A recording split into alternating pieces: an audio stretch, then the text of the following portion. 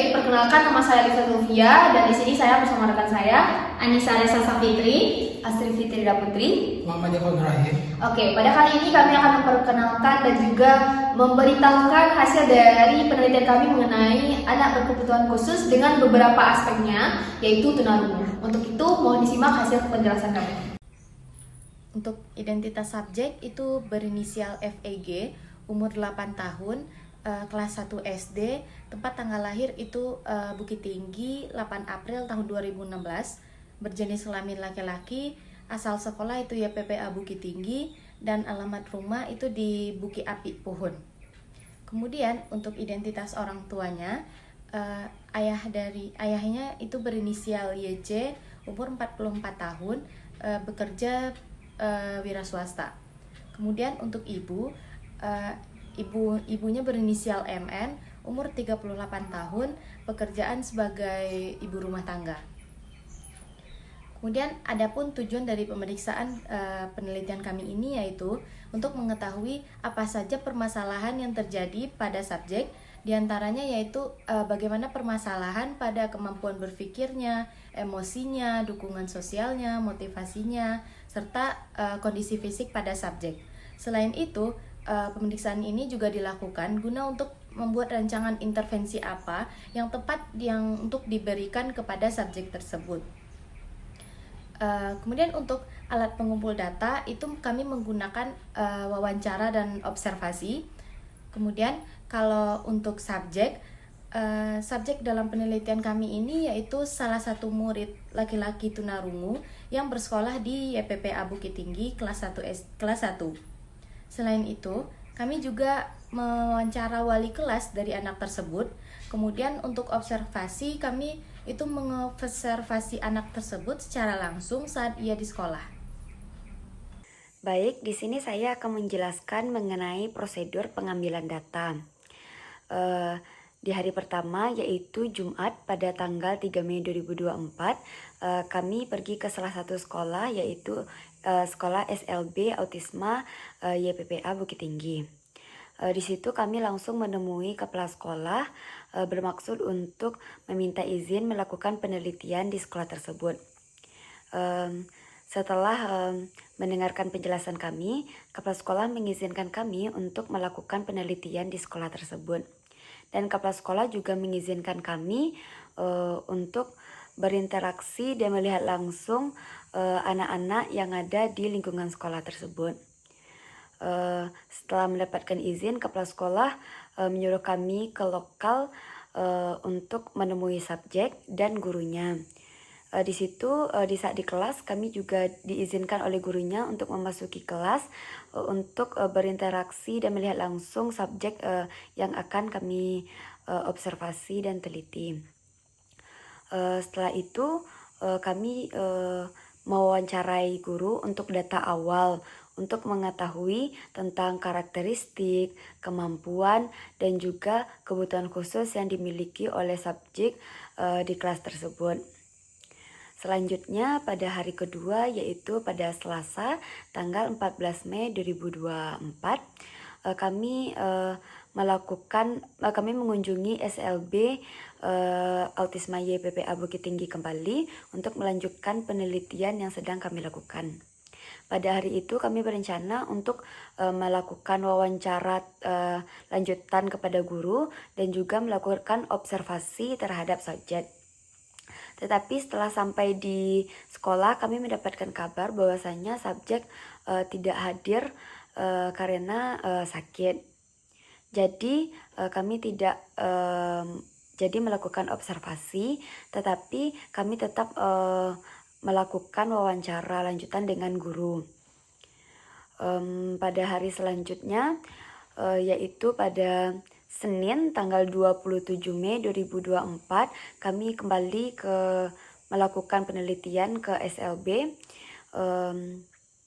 Setibanya kami di situ, kami langsung melakukan observasi kepada subjek dan kami juga dipersilakan untuk masuk ke kelas untuk langsung berinteraksi dan langsung melihat subjek di kelas.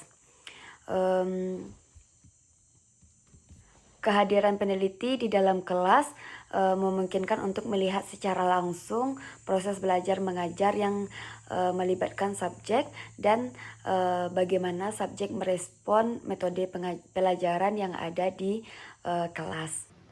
Baik, saya akan menjelaskan sedikit tentang pembahasan. Berdasarkan data yang kami dapatkan dari hasil observasi dan wawancara, kami menyimpulkan bahwa F mengalami kondisi khusus yang dimana ia mengalami gangguan dalam mendengar. Menurut Andreas Dwi Sumarto dalam Somantri 1996, ketunarungan dibedakan menjadi dua kategori, yaitu tuli, deaf, atau kurang dengar atau loss of hearing. Tuli adalah mereka yang indera pendengarannya mengalami kerusakan dalam taraf berat sehingga pendengarannya tidak berfungsi lagi. Sedangkan kurang mendengar, di mana mereka indera pendengaran mereka masih berfungsi, tapi hanya sedikit dapat digunakan dalam mendengar. Dalam hal ini, F belum pernah menjalani tes pendengaran atau menggunakan alat bantu dengar karena orang tuanya belum mendukung langkah tersebut. Meskipun demikian, F mampu memahami dan menangkap informasi sederhana dengan baik.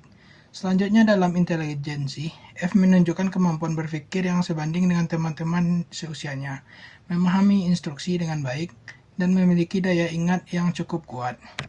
F mampu mengidentifikasi berbagai bagian tubuh dengan tepat dan cepat, mengingat informasi yang disampaikan kepadanya, dan juga ia memiliki kemampuan untuk menemukan solusi atas permasalahan yang dihadapinya.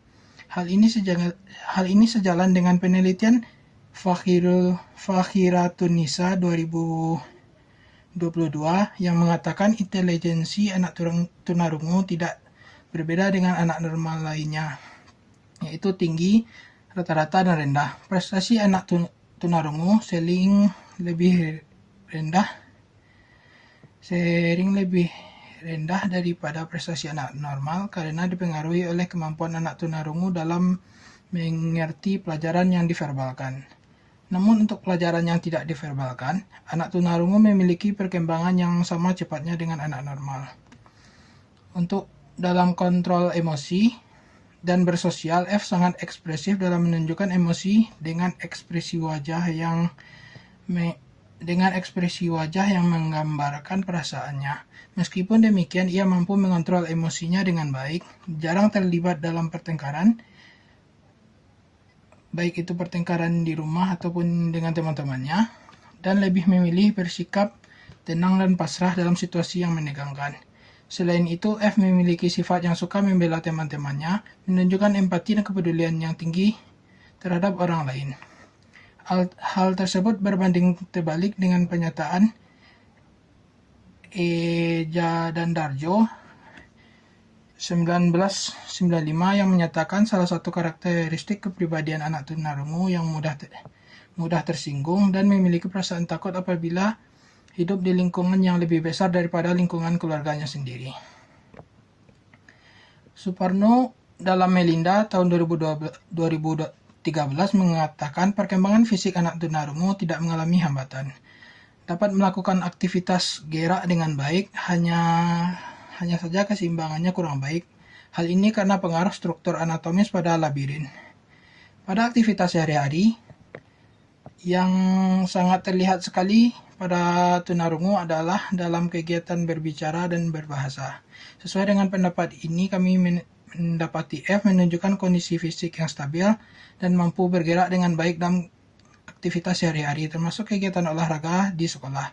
Tidak ada masalah pada gerakan motorik kasar dan halus sehingga F dapat berpartisipasi penuh dalam berbagai aktivitas fisik. Meskipun belum pernah berkomunikasi dengan orang di luar atau bergabung dalam komunitas lain, ia memiliki cara untuk memanggil dan berkomunikasi dengan gurunya menggunakan bahasa yang hanya ia mengerti saja. Hal ini menunjukkan bahwa meskipun keterbatasan dalam komunikasi, F memiliki kemampuan untuk menyampaikan kebutuhan dan perasaannya dengan cara efektif. F memiliki motivasi yang tinggi untuk belajar dan selalu bersemangat untuk menyelesaikan tugasnya. Dia sering dipanggil oleh gurunya untuk maju ke depan kelas. Ketika dihadapkan pada kesulitan dalam memahami pelajaran, F dengan berani mencari bantuan dari gurunya, menunjukkan tekadnya untuk mencapai pemahaman yang baik. Kemauannya untuk meminta bantuan menunjukkan tekadnya untuk mengatasi tantangan apapun yang mungkin ia hadapi saat ini atau di kedepannya. Sesuai dengan apa yang sudah dialaminya, F menunjukkan potensi yang mungkin dalam berbagai aspek perkembangan, terutama keterampilan menggambar dan kreasi tangan atau kerajinan tangan lainnya. Meskipun komunikasi F masih dalam tahap pengembangan, F masih sedang belajar bahasa isyarat dan menunjukkan kemampuan untuk memahami beberapa isyarat dasar. Meskipun masih membutuhkan bantuan untuk menguasai sepenuhnya, F dapat mengikuti instruksi sederhana dengan baik dan sedang berusaha mengembangkan kemampuan berbahasa isyarat dengan lebih baik. Saat ini, meskipun dalam proses belajar, F dapat mengikuti instruksi memahami pelajaran yang disampaikan dengan metode yang sesuai baginya. Selain itu, F menunjukkan minat yang besar kepada kegiatan seperti keterampilan tangan, menggambar, ataupun kreasi yang menurutnya indah. Ia menikmati aktivitas yang melibatkan tangan dan kreativitas itu, yang membantu keterampilan motorik halus serta ekspresi diri dari F. Rahmah pada tahun 2018 dalam penelitiannya menunjukkan bahwa anak tunarungu dapat memahami kejadian yang sudah dialaminya atau yang membuatnya tertarik dan bersifat konkret, bukan hanya hal yang diverbalkan. Anak tunarungu membutuhkan metode yang tepat untuk meningkatkan kemampuan yang dapat menampilkan kekonkretan dari kegiatan tersebut. F memiliki keterbatasan mendengar suara apapun. Meskipun kondisi ini belum dikonfirmasi melalui tes pendengaran, keterbatasan pendengaran ini menyebabkan F menghadapi tantangan yang signifikan dalam kehidupannya sehari-hari. Pada papernya, Michael Bass pada tahun 1960 mengatakan anak tunarungu tidak mungkin memperoleh bahasa melalui pendengarannya jika mereka tidak dapat mendapat latihan, maka sistem lambang yang diterima melalui penglihatan, taktil kinestetik atau kombinasi dari keduanya. Dengan demikian, anak tunarungu akan menggunakan salah satu dari 3 alternatif, yaitu membaca isyarat dan membaca ujaran, dan menurutnya membaca ujaran adalah metode yang paling tepat untuk berkomunikasi. Menunjukkan kemampuan adaptasi yang luar biasa. Pada kasus F, meskipun ia tidak menggunakan alat bantu dengar atau implan koklea, ia memiliki cara unik untuk menyampaikan kebutuhan dan perasaannya, memungkinkan komunikasi yang efektif dengan orang-orang sekitarnya. Ketidakmampuannya untuk mendengar tidak menghalangi F untuk memahami instruksi dan mengikuti pelajaran dengan baik. Dia akan menjelaskan mengenai hasil wawancara dan juga observasi dari F, seorang anak tunarungu yaitu berkebutuhan khusus. Di mana dari beberapa aspek tersebut ada 8 aspek. Untuk aspek pertama yaitu gambaran kemampuan berpikir, di mana F ini adalah seorang anak tunarungu yang berada pada kelas 1 SD. Namun dari hasil wawancara tersebut, meskipun ia memiliki keterbatasan terhadap pendengaran, ternyata pemikirannya itu sama seperti anak seusianya. Ia mampu berpikir dengan baik, lalu mencerna informasi yang sederhana dengan baik. Bahkan ia dapat menyelesaikan permasalahan-permasalahan sederhana dengan solusi yang ia temukan sendiri. Lalu F ini juga cepat untuk mengingat informasi yang disampaikan kepadanya serta instruksi-instruksi yang diberikan oleh gurunya terkait apa yang harus ia lakukan. Lalu pada aspek kedua yaitu bagaimana pembelajaran yang sedang ia jalani, F ini bagaimana ia berinteraksi dengan teman-temannya tersebut, ia mampu melakukannya dengan baik sehingga proses pembelajarannya juga berjalan dengan baik karena bagaimana ia berinteraksi dengan sosialnya juga baik. Lalu dari bagaimana ia belajar di sekolah, ia cukup tekun dan juga ulet untuk mengerjakan tugas-tugas yang diberikan oleh gurunya. Dan juga ia juga menunjukkan peningkatan keterampilan, yaitu menggambar dengan sangat baik. Itulah pelaporan dari wawancara bersama gurunya.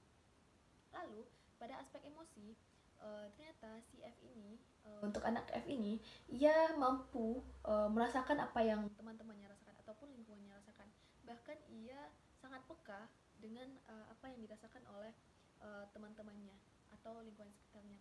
Ketika ia ingin menyampaikan emosinya tersebut, ia akan mendatangi gurunya dan memberikan sign ataupun tanda-tanda yang menyatakan apa yang ia rasakan, dan itu sudah dimengerti oleh guru dan juga F ataupun teman dengan F. Lalu ia juga dapat mengontrol emosinya dengan baik. Bahkan ia jarang untuk berselisih paham ataupun berantem dengan temannya yang di sekolah. Bahkan ternyata ia adalah sosok yang suka melerai ataupun menyelesaikan pertengkaran yang ada di dalam lingkungannya. Lalu untuk pada aspek sosial, untuk kemampuan sosial ini F menunjukkan kemampuan sosial yang baik karena ia dapat berinteraksi dengan baik dengan orang-orang di sekitarnya. Meskipun keterbatasan dari bagaimana cara ia berkomunikasi, ternyata ia dapat menemukan solusi itu tersendiri, yaitu dengan cara berkomunikasi dengan bahasa yang ia miliki sendiri, dan itu sudah dimengerti oleh ia dengan teman-temannya ataupun dengan gurunya. Dan juga sosialnya itu ia juga menunjukkan kepedulian yang cukup baik dengan perasaan-perasaan yang dirasakan oleh teman-temannya. Lalu di bagian aspek motivasi, F ini memiliki motivasi yang cukup tinggi untuk melakukan hal-hal yang ia sukai. Bahkan ia memiliki ketika ia mengalami kesulitan dalam memahami pelajaran, F ini mampu untuk mengutarakan apa yang ia rasakan kepada gurunya, sehingga segala pembelajaran yang masuk kepada F itu dapat dicerna dengan baik dan antusias untuk menerima apapun proses pembelajaran yang diberikan oleh gurunya. Lalu pada kondisi fisik, dari kondisi fisik ini F menunjukkan kondisi fisik yang seperti biasa, cukup sangat baik, bahkan ia memiliki tenaga ataupun kondisi fisik yang stabil dan mampu bergerak dengan baik, bahkan untuk olahraga juga dengan baik. Begitu, tidak ada hal yang menghambatnya dalam aspek kondisi fisik. Lalu untuk potensi ataupun kemampuan yang dapat ia manfaatkan, manfaatkan yaitu bahasa isyaratnya. Dia cukup bisa bahasa isyarat, namun sedikit-sedikit dan kini masih dalam tahap perkembangan. Lalu potensi yang lain yaitu ia sangat baik untuk dalam keterampilan dan juga kreasi, sehingga gurunya sering melatihnya di sekolah dan bisa dikembangkan untuk mengikuti lomba-lomba yang ada di luar sekolahnya. Lalu keterbatasan dan kekurangan, F ini tidak dapat mendengar suara apapun, dan juga untuk walaupun ini belum dikonfirmasi secara resmi oleh tes pendengaran resmi. Dalam hal komunikasi, F juga kurang baik, namun ia dapat memiliki solusi untuk permasalahan tersebut. Lalu itulah untuk hasil wawancara. Selanjutnya itu untuk hasil observasi dari 8 aspek tadi, yaitu gambar kemampuan pemikiran. Dilihat ketika waktu hasil observasi tersebut, ketika guru meminta untuk menunjukkan bagian-bagian tubuh seperti kaki, tangan, kepala, F menunjukkannya dengan tepat, lalu membedakan antara benda besar dan benda kecil. F juga dapat melakukannya dengan tepat. Lalu ketika diberikan instruksi juga F mampu memberikannya dan melakukannya dengan tepat. Lalu ketika ia mendapatkan masalah ataupun kesulitan dalam diri dia sendiri, dia dia dapat menyelesaikan solusi tersebut. Contohnya yaitu ketika ia ingin bermain dengan mainannya yang terletak yang cukup tinggi, jadi ia mengambil kursi dengan cara dia sendiri dan mengambil mainan tersebut. Jadi dia dapat menyelesaikan masalah ataupun kesulitan yang sederhana tersebut. Yang aspek kedua yaitu bagaimana pembelajaran yang sedang ia jalani. Dia tampak senang untuk belajar di sekolah dan cukup antusias untuk melakukan pembelajaran tersebut. Terlihat ketika gurunya menginstruksikan untuk tolong ambil buku itu lalu baca. Nah, F langsung mengambil buku dan antusias untuk membacanya dengan cara dia sendiri. Lalu untuk emosi, F ini memiliki emosi yang sangat baik dan juga peduli dengan lingkungan sekitarnya. Meskipun dari hambatan dia untuk berkomunikasi, namun secara emosi ketika ia merasakan sedih, marah, itu dia mampu mengutarakannya kepada guru. Contohnya waktu itu ia kurang nyaman ketika diganggu oleh temannya sendiri, ia langsung mendatangi gurunya dan menunjukkan dengan bahasanya sendiri dan bahasa tubuhnya sendiri kalau dia memang merasa tidak nyaman. Lalu di segi sosial, dia memiliki kemampuan yang baik untuk berinteraksi sosial dengan teman-temannya, teman sebayanya, dan dia terlihat peduli untuk membantu teman-temannya. Itu terlihat ketika F mendapati salah seorang temannya setelah makan itu ada berserakan butiran-butiran nasi di bawah, dan ia langsung berinteraksi untuk berinisiatif untuk mengambil sapu dan langsung menyapu remahan-remahan nasi tersebut. Dan juga ia cukup peduli dengan ketika temannya yang sedih, ia langsung menghibur teman-temannya begitu. Lalu dari motivasi ia belajar, ia sangat antusiasme karena dilihat dari bagaimana cara ia merespon ketika gurunya memerintahkan sesuatu, ia langsung mengerjakannya dengan semangat. Dan juga hal tersebut juga berkaitan dengan kegiatan ataupun bermain yang ia sukai. Nah, lalu pada aspek motivasi ataupun kemampuan yang dapat dimanfaatkan itu memang dilihat langsung hasil karya dari gambar yang ia buat dan juga warna yang ia buat itu cukup baik dilihat dari hasil-hasil yang ia buat dibandingkan dari rekan-rekannya yang lain. Ia mampu menggambar dengan baik dan juga melakukan pewarnaan di dalam suatu gambar dengan baik. Lalu keterbatasan ataupun tantangannya yang terakhir, ia cukup tidak mampu mendengar dengan baik dan memang untuk bunyi saja itu tidak bisa, untuk mengeluarkan bunyi juga tidak bisa. Ia ingin mengeluarkannya cuma tidak tahu bagaimana cara mengeluarkannya. Dan juga untuk alat bantu, dia tidak memiliki alat bantu untuk pendengaran tersebut.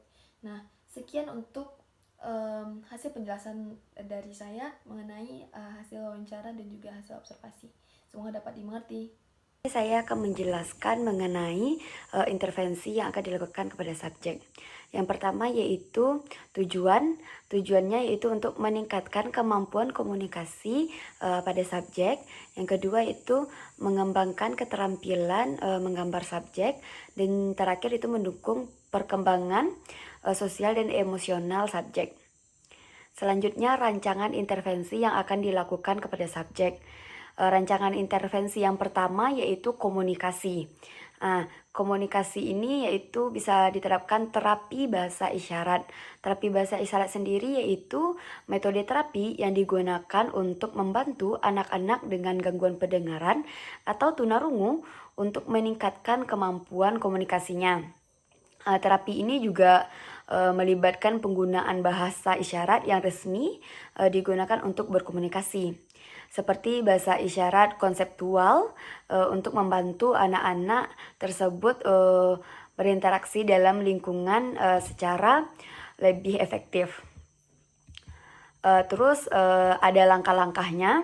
Langkah-langkah yang pertama yaitu memberikan pelatihan bahasa isyarat kepada subjek menggunakan metode yang sesuai dengan usianya dan juga gaya belajarnya. Yang kedua yaitu melibatkan subjek dalam kegiatan yang menggunakan bahasa isyarat seperti kelas bahasa isyarat, klub anak tunarungu, dan juga interaksi dengan penutur bahasa isyarat lainnya. Yang terakhir yaitu mendukung penggunaan bahasa isyarat di rumah dan juga di lingkungan subjek dengan mendorong anggota keluarga dan juga teman-teman untuk belajar bahasa isyarat saat berinteraksi dengan subjek.